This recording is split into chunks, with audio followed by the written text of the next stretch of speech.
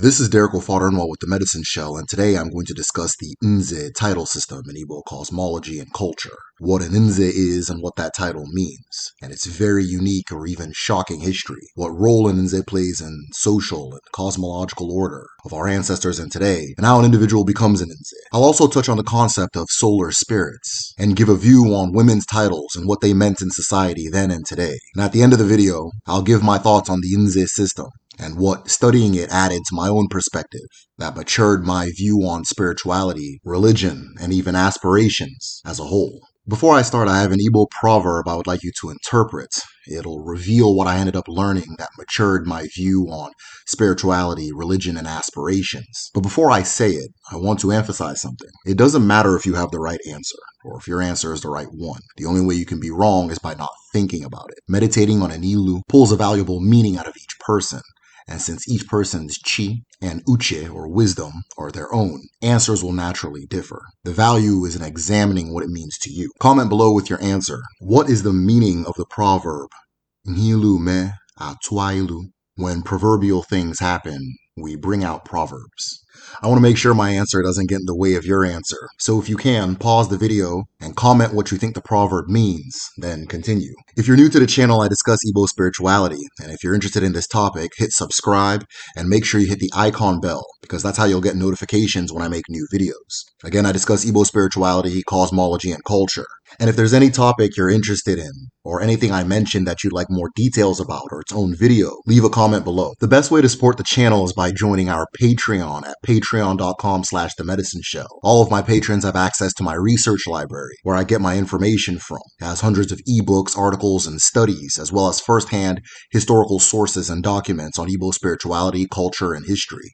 I've also added Bini and Yoruba topics, as well as Efik and other surrounding cultures, and documents on practices in the diaspora, such as Hoodoo, Obe, and Santeria.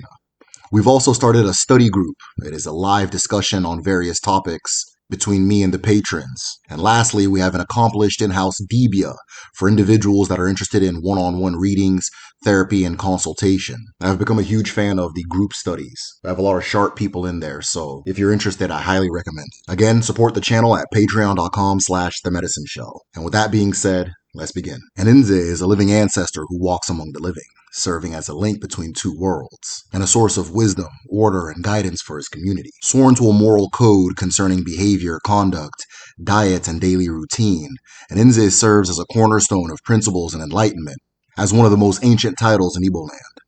It is the existence of the Nze within a community that allows us to know how the ancients practiced Omenala Ndi Igbo. And as the years pass and the world changes, the Nze serves not only to connect the living with their past, but the present with the original commandments of God. An Nze, or living ancestor, is a title earned by individuals of high moral character in their community.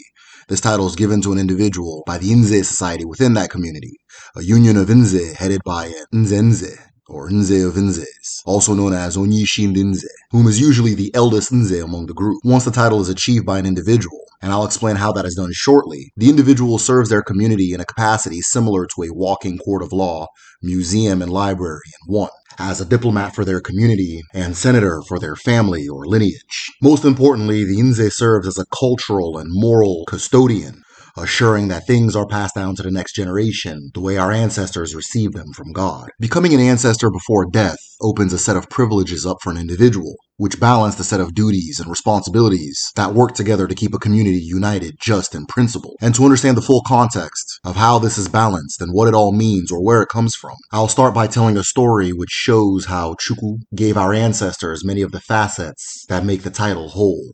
As an Nze is a living ancestor, this early ancestral story will work in shedding light on the bigger picture. According to the lore of the Umweri people, the Umweri clan was founded by a celestial being known as Eri. Eri was said to sit on the right hand of Chukwu with his wife, Namaku, and Obi Chukwu, before being sent to Earth to service humanity. Eri descended from the sky with a rope upon receiving his mission, and upon landing on Earth, Eri made a strange discovery. Now before this, Chukwu's wife, Neke, died in a great explosion.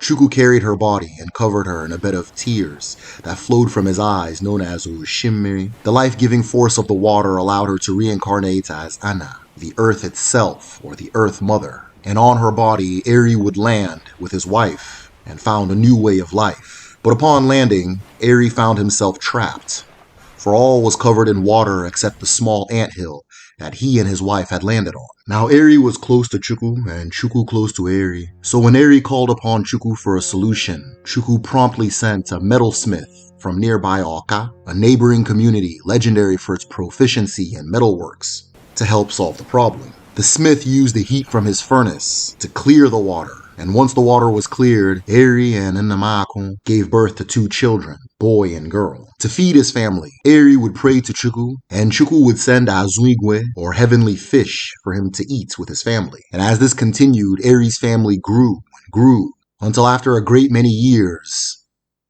Eri, the father of the clan, died. Upon the passing of the father, Nri, Eri's firstborn son, became the leader of the family, as he was a parent and husband at this time. But Nri had a problem that his father never had. Nri, Eri's firstborn son, became the patriarch of the family upon the death of his father, and like his father, he led the family in this new land. But Nri had a problem that his father never had. When Nri would ask Chukwu for Azuigwe, nothing came, as he and his own children grew hungrier. They pled and pled, but nothing happened. With every rising day, their bellies grew emptier. Hungry and confused, Nri asked Chukwu for a solution. It was then that the voice of Chukwu re-emerged and told Nri something he did not want to hear. Chukwu said to Nri that he must kill his 2 oldest children, his oldest son and his oldest daughter, and bury them into the earth for food to emerge. Outraged by the request, Nri refused the sacrifice, and under the weight of his hunger, he ignored Chukwu's grim demand. And so Chukwu's voice went away, but the hunger did not. After some time had passed, Chukwu returned, but with a new offer. Nri was still commanded to bury his family's Diokbara, or first son, and his family's Ada, or first daughter, to end the hunger. But Chukwu promised Nri that he would place the sacred Ichie marks on their foreheads before death. And with this offer, Nri agreed. Once he agreed, Chukwu sent an Awka man to Nri's land to carve the Ichie marks on his first daughter's head and his first son's head. When this was over, Nri severed the heads of his Diokbara and his Ada and buried them in the earth as Chukwu had instructed. But nothing came from the graves. Nri waited and waited and waited.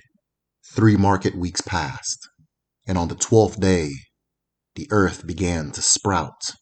And from the grave of his son, Nri dug up yams, and from the grave of his daughter, Nri dug up cocoa yams. Overwhelmed with happiness, Nri praised the heavens for the gift, and in a frenzy, Nri ate the yam that came from the earth, and passed into a deep sleep, a sleep so deep that the rest of his family assumed he was dead.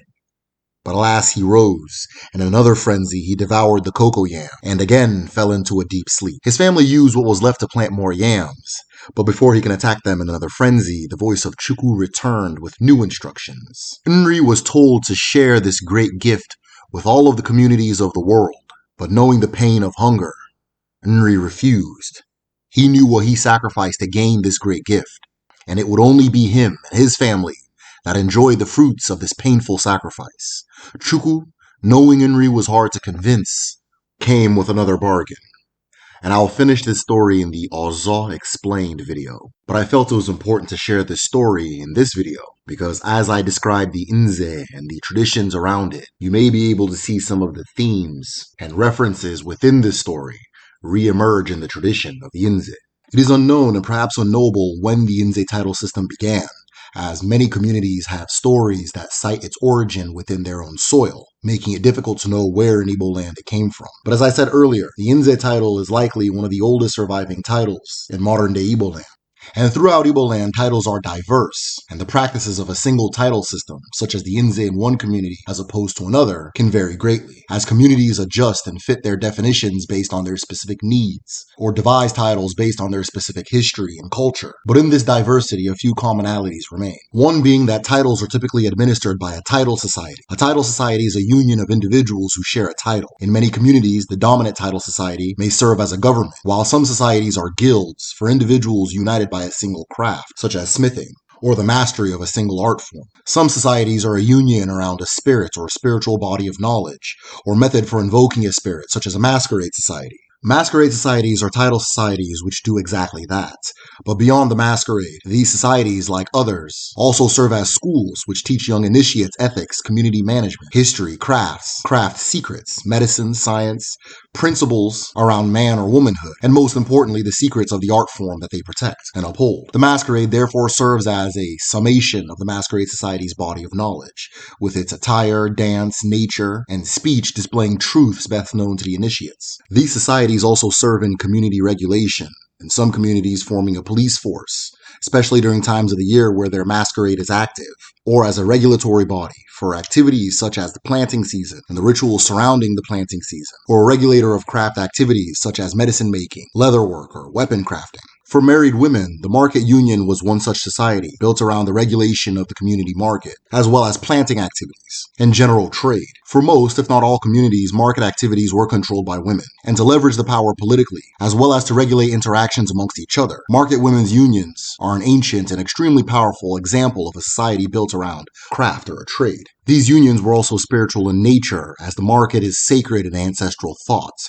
And if you're interested in knowing why this is and how these market unions work, or the cosmological science behind the market system, I can make a video explaining the sacred market system in Igbo culture. So leave a comment below if you want to see that one. Other title societies serve as an assemblage of exemplary men and sometimes women in a community, and from there serve as a platform by which leadership is either chosen or distinguished within that community. Membership was often a matter of community nomination, or an individual feeling themselves worthy of the title, to mark an individual's achievements, character, or status in their community, give access to political and spiritual power within the community, or follow a unique sacred route and lifestyle. The most widespread and well-known title society in Igbo land belongs to this class of titles, and this is the Nze na Ozo title society, from which the Nze belongs. In communities with the Nze title, an individual takes an oath to become an Nze, and thereafter becomes a living ancestor. It is important to know that the title Nze and the title Ozo are not one, nor are they two steps to a single title, as is commonly believed. Often it is said that Nze is a title you earn before you earn the title of Ozo, which is exemplified in the phrase, Onye chiri Ozo chiri Nze, or the person who becomes an Ozo has become an Nze. But this interpretation of the proverb is not the whole story, nor is it the case across the board. Both an Nze and an Ozo are striving to represent living ancestors and walk Chukwu's path by emulating that which is known about him, the divine lifestyle inherited from our original ancestors, Chineke. And for this reason, the organizations are identical in many respects, as two people describing the sky from different sides of town are going to say something similar. But the two take slightly differing routes towards the same goal, and each has a phase within their rankings for their early initiates that bear the name of the other to add to the confusion. So the Ozo Society will call an early Ozo initiate an Nze, and the Nze Society will do the opposite, calling an early initiate Ozo. It's important to note that both Ozo and Nze carry the root words Zo, to hide, and Ze, to seclude or avoid, as both aim to embody the nature of Chukwu, who is hidden from existence and consistently features themes of hiding in folklore, such as in the video How God Was Made, Chineke Explained, which I'll link below if you haven't seen it already. But the word Nze itself has come to mean living ancestor in common terminology. So an Ozo is correct in saying that Onye chiri Ozo chiri Nze, or a person who becomes an Ozo has become an Nze. But it's more similar to saying a person with a doctorate in physics is addressed as doctor. And while this is true, a doctorate does not necessarily mean the person is a medical doctor, as doctor in common terminology typically refers to a medical doctor. Now, I personally theorize based on the evidence that's been presented in my research and what is known about both societies is that both stand as an appropriation of the Osu title. And I went into the historical details of this in my documentary Osu Explained, which I'll also link below. Once an individual deems themselves worthy or has been nominated by their community, they begin the process of becoming Abalanze. Abala is contextualized as the process of the sun's light touching the earth. In Igbo cosmology, the Abara, or arc spirit of the earth, is Allah, and that of the sky is Igwe. Igwe is seen as a manifestation of the Divine Father, or the Chi element of an individual, and the universe, and Allah, a manifestation of the Divine Mother, or the Eke element of the universe. And together they are a manifestation of the divine couple known as Chi and Eke, the formula for creation and existence. In this relationship, The nature of Chukwu is reflected from the nature of the sky, with the sun and moon, Anyanwu and Onwa, serving as divine messengers to oversee the earth and shed light on that which comes from the earth, and Divine Mother, which is the Eke element, or creation itself. It is also important to note that in this relationship, Anyanwu is the most exact manifestation of the Chi known to man. And from understanding the sun, an individual can understand the nature of Chi, their own Chi, and Chukwu, the Chi of all creation. And from understanding the sun, an individual grows an understanding of the universal Chi as well as that of their own. In this microcosm of the cosmic coupling of Chi and Eke and how they work together to create and sustain all things, that is observed by studying sky and earth, the rays of Anyanwu represent a divine intercourse between Chi and Eke, or the Chi making itself present on reality or the earth. It is the Divine Father, which many call God, embracing the Divine Mother, which many call universe, or a physical embodiment of love, connectedness, and presence between the two sources of all things. And because the Chi exists in the immaterial space best accessed through the mind, Abala therefore is a concentration of wisdom, as wisdom is the nature and form of the Chi, and wisdom or sight is how the Chi makes its presence on the universe. Like wisdom, Abala, or the rays of Anyanwu, give light and clear darkness. They nurture and warm, and for this reason, internal resonance, or a feeling of internal light, is one of the ways the Chi makes its presence known when an individual is on their path. There are people, places, and things that resonate with you. Activities, bodies of knowledge, or works of art that give an individual a feeling similar to the feeling received by the rays of the sun, or Abala. Abala, as a manifestation of Chukwu's presence on earth, is associated with prophecy, all-seeingness, clairvoyance, and truth, and the Nze is a human representation of this phenomena, or godly presence itself, hence the full name of the title being Abala Nze. And in many communities, the Nze is also referred to as an Osu Abala, meaning an extension or initiator of the Abala presence. The Osu title is given to an individual who is a living representation or an extension of a force beyond themselves. An ironsmith is an Osuigwe. An expert of yams is an Osuji. The priest of a shrine is an Osu Arushi. And an Nze is therefore an Osu Abala, a human manifestation of light and wisdom. The Nze therefore serves as an example of godly living. In Igbo cosmology, it is believed that the first people lived with Chukwu, and Chukwu lived with the first people. They interacted, communicated, and visited, commonly among each other. For this reason, their ability to live based off of Chukwu's example was greater than that of people today, and therefore the first people, or Ndimbu, serve as a template of godly living for posterity. The Nze by duty applies these principles towards the maintenance of peace, unity, and order amongst their people, as a stand-in for living ancestors. An Nze follows a code of conduct and a lifestyle that mirrors the ancestral lifestyle, in order to tether themselves in truth. And while these rules vary by community, or by the Nze society an individual is inducted to, the following set of rules are the closest to universal practices an Nze commits themselves to. Number 1, an Nze cannot eat publicly. When a meal is served, a room or a space must be set aside for the Nze to eat away from the sight of common people. Throughout coastal West Africa, from Cameroon to the Ivory Coast, you will find a practice where apex leaders or holders of a community's main staff of authority often restrict themselves from being seen eating by others. And without exception, this is a common theme among Igbo people. An Nze's home is therefore equipped with an ufo, a room specifically designed for the Nze to eat alone. The ufo serves as a meeting place when other Nzes visit, and a general personal or sacred space for the Nze within their own home. In the ufo, an Nze may choose to do their morning communion with their ancestors and keep the symbols of his status away from the uninducted, as the ufo can only be accessed by non-Nze by invitation alone, and never by women on their period. Rule 2 is an Nze can only eat foods prepared by their wife. Number 3 is an Nze must follow the dietary rules of the Nze community they belong to. Most commonly, an Nze does not eat apmu or swallow made from cassava or any cassava product. Nor do they eat gari, swallow made by millet. Instead, an Nze takes their soup with ji, which is either yam or cocoa yam depending on the dish. Ji is the food directly given from Chukwu, which began the human understanding of agriculture, and its introduction marked the end of human beings receiving sustenance from the sky, and the beginning of the first people receiving sustenance from the earth. While the details of the story I told is specific to the Umueri group of villages, many other communities have common stories that mirror the Eri myth, where the first people eat ji and from that day become earthbound, with that moment introducing them to the concepts of sleep and in some communities the concept of hunger, which leads to the resurrection into the yam that feeds us all today. And this resurrected spirit is remembered as Njoku-ji, the Mo of agriculture, and Ji, as the yam and everything it takes to cultivate it holds a sacred status in Igbo culture. Number 4, an Nze must carry the instruments of spiritual communion in his bag when he travels from home. This includes Nzu, which represents purity and truth, and most importantly, Oshimiri,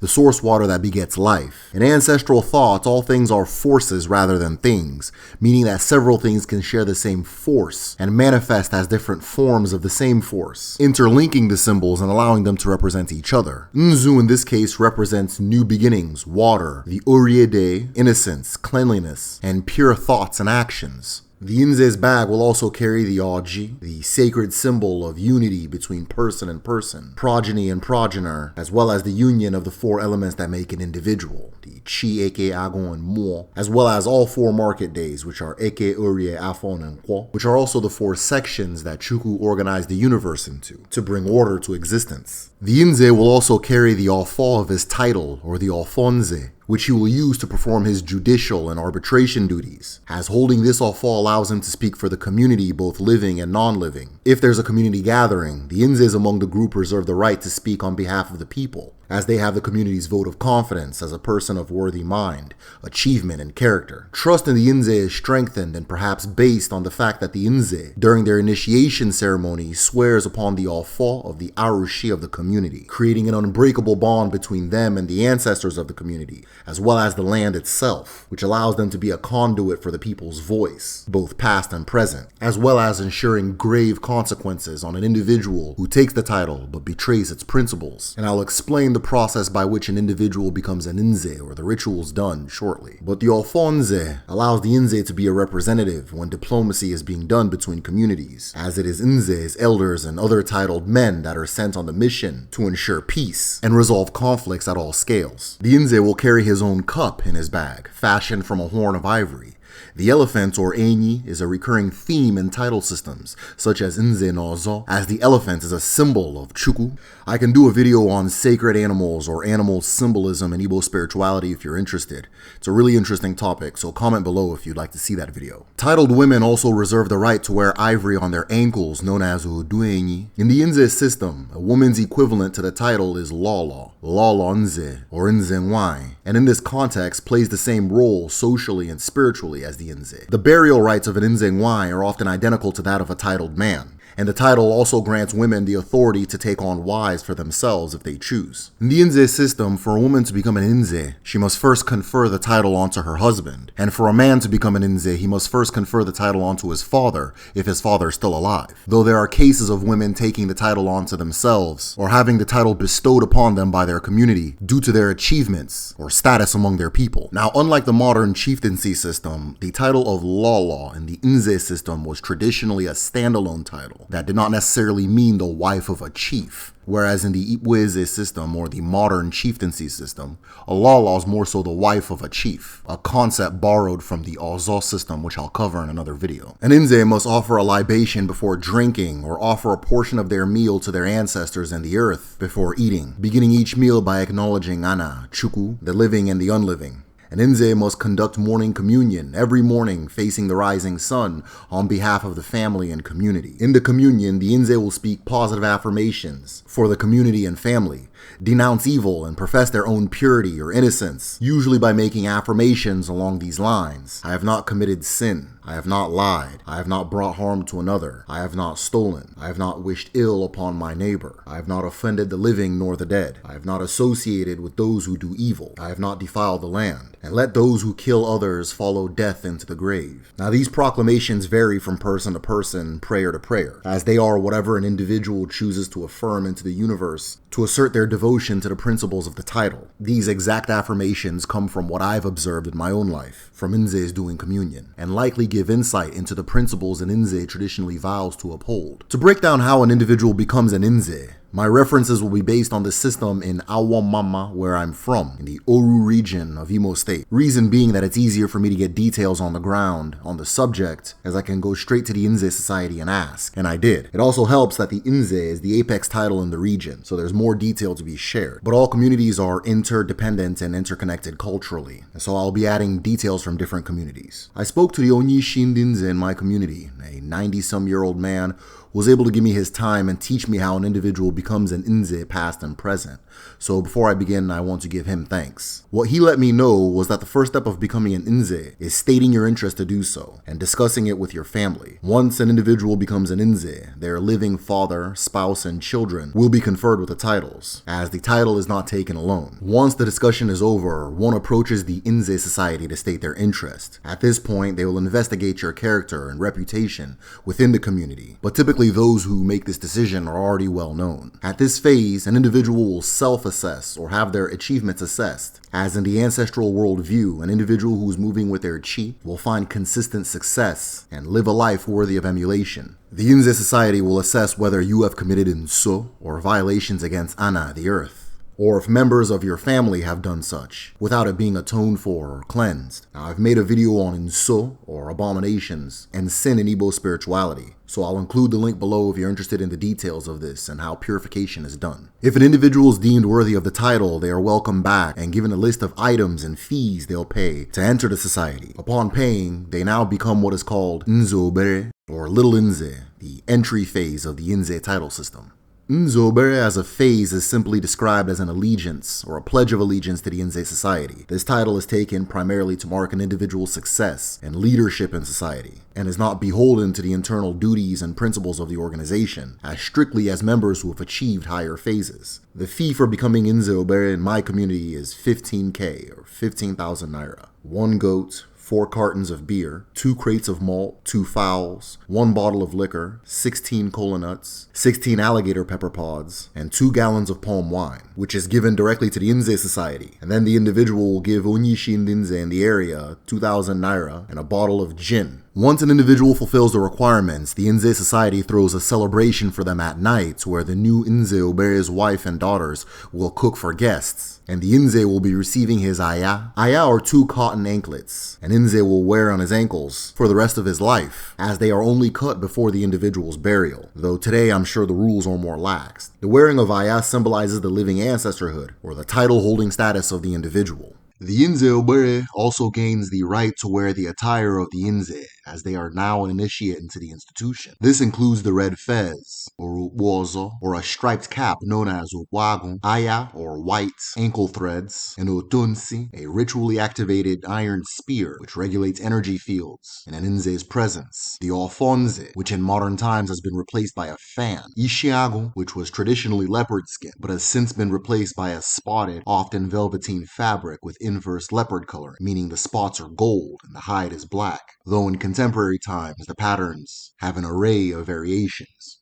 At this point, the individual gains the privilege of mburichi. Mburichi, or the carrying of ichi marks, are a semi-radial scarification pattern on the forehead which represents the rays of the sun, again in conjunction with Abala, the Abara of divine presence. And Abara is the mo of a natural element, or one of the ingredients by which creation is made possible. One way to understand Abara in Igbo thoughts is as a table of elements. So Abala, which is also known as Abiama or Osebluwa, is found in the rays of the sun, the mo of Chukwu, wisdom, elder women, the forehead, eyelids, and the temple of an individual's head, similar to how carbon is found in air, trees, stones, and human skin. As the Ichi incisions are made on the forehead, eyelids, and temple, Egu Ichi, or the songs of the Ichi, are sung to the Inze to be. These songs convey various messages about the Ichi tradition, the ability and history of the person performing the incision, and the value of the art for Igbo people as a whole. As the cuts are being made, the Inze's wife feeds him fish to soothe him, and when the process is over, the Ichi sits in nursing, having his or her wounds treated for a period of 12 to 14 days. As a part of this process, 7 cuts are made on the tongue of the Inze initiate, and a medicine is poured in that binds the inclination to lie, while aiding in the process of healing the wounds. The Ichi scarification tradition was reformed in the 1970s, and today no actual cutting is performed. Ceremonial lines are traced on the head, while the eating of fish and singing remain a part of the institution. After the level of Nze Obere, which is also known as Ozo in my area, the highest level in the Nze system is the Nze Uku. Nze Uku is a full-titled Nze and a full member of the Nze society, in comparison to the Nze Obere, which is more ceremonial. Once an individual acquires Nze Uku, their family, meaning their wife and children, become Nze Obere, but it is only the father of the household that earns this title, and again cannot be earned by a man whose father is still alive, unless he makes his own father an Nze first. The fee for taking the Nze Uku is double everything required for the Nze Obere title, plus the purchase of a cow. And at this point, the individual becomes a full member of the Nze society in the community. The Nze Uku then receives the Oche Nze, or the stool of the Nze, four-legged stool that allows a person sitting on it to be the mouthpiece of the ancestors, which is also used when an Nze attends community congress or community court. The Nze Uku also completes a final step, which is a union with the Ofo of the community. When a community is founded, its founder receives commandments from Ana, the earth, about what sacraments their progeny must uphold in order for the land to allow them to continue enjoying its fruit, and calling this piece of the earth home. Breaking these sacraments without atonement therefore leads to the eventual destruction of the community. Once an oath to uphold these values are made, the earth offers the community its Ofo, or staff of authority, which gives them the right to call the land their own, and be at home in that space in perpetuity, with a duty to uphold the sacred oath made to that land, lest they be destroyed. And I have a video that goes further in depth on this, highlighting the relationship between ancient people and the earth. So if you're interested, the link is below. The execution of the union between the Ofo and the Nze varies by community, with one common method being the placing of an Oji on top of the community Ofo, and the Nze Uku then eating the Oji off of the Ofo. This merger is also a declaration of allegiance to the principles of the Ofo and what it represents, meaning that if the Nze violates the principles of the land, or fails to uphold them where they are violated, the Nze ignites the process of his own personal destruction. For this reason, and likely in the past as well, individuals hesitate to take the Nze title, as the commitment is heavy, and especially if principled living does not come naturally to the individual, as the permanence of the oath taken to only speak the truth is made clear in the Igbo idiom, Ejoku Bundu, or the truth is life, a phrase that for an Nze is very literal. All titled men and married women earn the right to participate in community government, and the holding of a title such as Nze allows an individual's voice to carry further, as the community is aware of the commitments and principles of the title itself. As traditional Igbo society was organized in representative democracy, the gravity of an individual's words was key to an individual's influence, and for this reason, while most West African cultures have a title system, the title system plays a larger role in Igbo society than in the societies of our neighbors. And Nze also serves their community as an Ipe. An Ipe is a living court, a title similar to a judge or arbiter, and even a juror who individuals approach to help solve issues and settle disputes. For this reason, an Nze is expected to know the history and customs of the land and is seen as an authority in law and peacekeeping. When asked to perform Ikpere, an Nze becomes a judge whose primary responsibility is to restore whatever relationship was broken by the dispute and to see to it that justice is served in a way that both sides can agree on. In traditional court, the elders of the defendant and plaintiff's families speak for the accused and the accuser and present their case to the Nze or council of Nzes that may be called to hear a case and reach a judgment. Because neutrality is important in this system, titled individuals from faraway communities were highly sought after, as prior relationships and community politics could taint the quality of the final judgment. For this reason, the traditional Nze spent a great deal of time traveling from community to community, or being visited by aggrieved individuals, hearing cases and restoring peace wherever it was broken. And that's it. I want to give my personal interpretation of the proverb, Nhilu me atuailu, or when proverbial things happen, proverbs emerge. But before I do that, I want to give a shout out to the patrons that make this channel possible. The last group study we had was incredible, and I'm looking forward to this Sunday's. Carl, Chinwe, Akuma Nwokorie, Anwụnlikao, Eric Nwozuzu, Eze Chijioke Ojukwu, Ikenga Nation on all platforms, Isioma Orihu, Jess Akon, Jonathan Randall, Marsha Garrick, Daryl King, Sansu, Michael, Vladimir Magluar, Nia, Chris Gina Benjamin, Tochie, Timel Jones, Sack Alexander, NC Okeke, Joshua Stepney, Lena West, Nina Nwafia, Neko Onyise, Nenaya Mochi, Nwaka, Oluchi Omeoga, Red Clay Roundup, Sessa Salam, Olama Obara, Timel Jones, Kwasi Densu, Ikechukwu Obioha, Nkechi Ngadioba, Chief Chinyere Njokweri, Ememe, Gretchen Segers, Ike Oke, Michael, Olise Emeka, Okapo, Sheila Blackburn, Sheena, Sharika Regina, Tochukwu Awachie, Tony Walker, Urena Kara, Cynthia Ojiegbe, Negara Kudumu with Art and Healing, J Pi, Ojugo Amaka, Pamela, Kayla Brown, Joseph Young, and Jada Renee. Again,